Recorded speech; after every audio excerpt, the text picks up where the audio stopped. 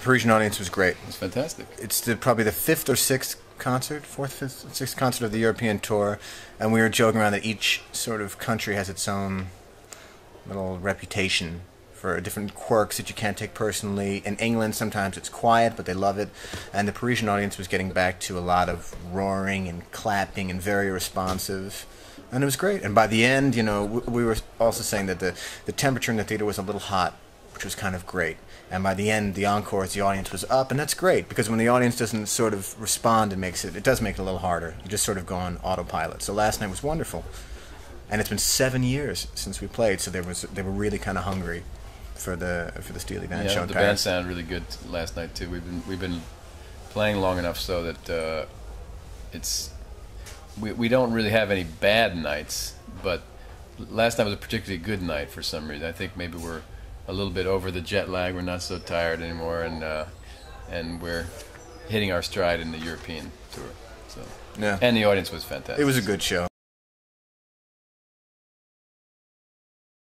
Well, you know, it's always good to keep the mystique. I will say that Minton Quigley is a character that exists in real life, but it was my impression of this, you know, character and making up a story about it. I was inspired by a real life thing, but it's more where I went with the story, and I thought, wow, what a great name. It was just the sound of the name, Minton Quigley. Someone said, that's a name that I call someone. I said, what a great name. And as soon as I heard it, I said, oh, that's great. There has to be a story. And I just was kind of, over a couple days, let it go, what does this character mean to me? And it was a little bit of a U.S. Western. It was a little bit of a British sort of spy thing, and combinations of, you know, there's references to walking in the desert. So Minton Quigley, you could say, is kind of half real and half fantasy.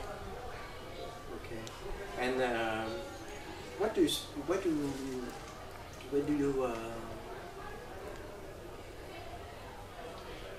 That's a hard one to answer because you. yeah. What? When. Je cherche en fait quelque chose par rapport à l'album en fait.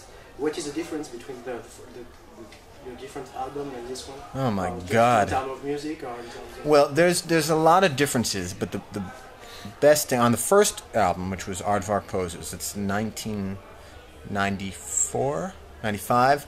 I played about 90% trumpet, and I think I played like some percussion, but it was mostly trumpet album with tenor saxophone, bass, and drums. No chordal instruments, and it was really kind of hardcore, avant-garde, yet straight-ahead jazz. 4 years later, or 2 years, I think it was 96, that I did Glub Glub Volume 11, which was kind of like a fake film soundtrack. There's no film, but it had that kind of sound to it.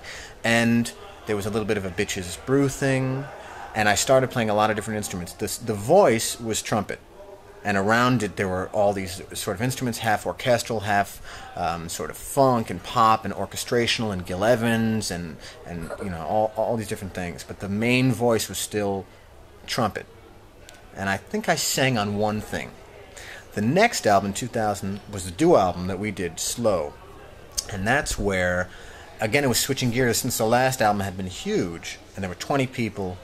And the best comment that I ever heard of a review was, someone said, either this took a very long time to make, or it was done in a day and a half. And we did it in a day and a half in the studio. That's right. And because it has this sound of being very complex and things interweaving. And yeah, I figured out what I wanted to do, but we actually recorded it in about a day or 2 days. So for this, in 2000, the album was Slow. I really wanted to get back to something organic and intimate. And my father, who's a wonderful jazz bass player, Jay Leonhart, has always said to me, oh, you should do a standards album. And I probably will not do that in the near future. But this was the closest thing that I was going to do to it, with playing other people's music. And I almost felt that maybe I was 30 or something, and I felt like, you know what, I'm in a place now where I'm gotten out this desire to play all my original music, and maybe I can go back and play some Thelonious Monk, do some songs that Sinatra covered, do some Brazilian things, do some Henry Mancini.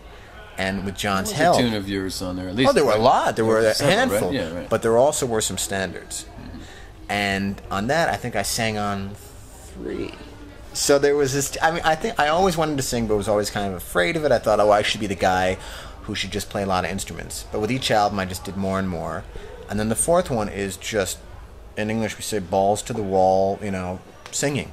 There's some people said, well, where's the trumpet? And there's not a hell of a lot. There certainly aren't trumpet solos. There's some orchestrational things like English brass bands and maybe some horns. Maybe nothing, no real Steely Dan horns because it's not like tenor trumpet and trombone or something. But I'm playing horns. A friend of mine from England came over to the U.S. for a week and we played 2 flugelhorns and made sort of almost like a Burt Bacharach thing. But the main voice on that album sort of switched from trumpet to voice. And it wasn't a definitive thing of I'm not playing trumpet anymore. It was that on this album I'm really going to just jump out and be a singer on this one. So the sweetest thing that someone said, I mean, there are people who go, well, I just don't get this guy. Everything is always different. There's no connection. And I understand that.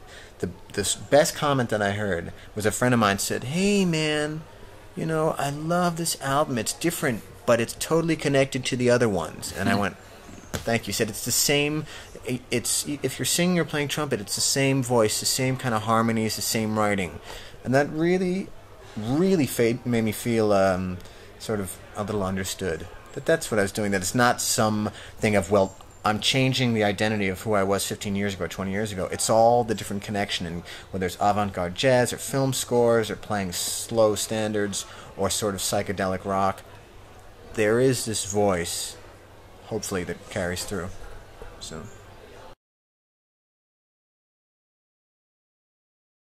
that, yeah. But it's really a tribute to John Coltrane? No. Yeah? Well, then we're going to have to, tribute the spirit of John Coltrane. There you go. That's the way. Because there's a lot of stuff that he might respect. We're not going to do any Coltrane covers unless we figure something out at dinner, but I love me some John Coltrane. Yeah.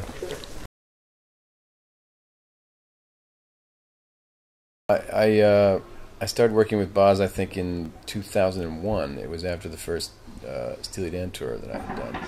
And I'm not sure exactly how he got to me, but it was probably either through his son, Austin Skaggs, who was a writer for Rolling Stone, or perhaps through the manager, because Boz's manager and Steely Dan's manager at the time were the same guy. Yeah, I've always enjoyed working with Boz. He's singing better than ever, I think, and he's still doing stuff band this year?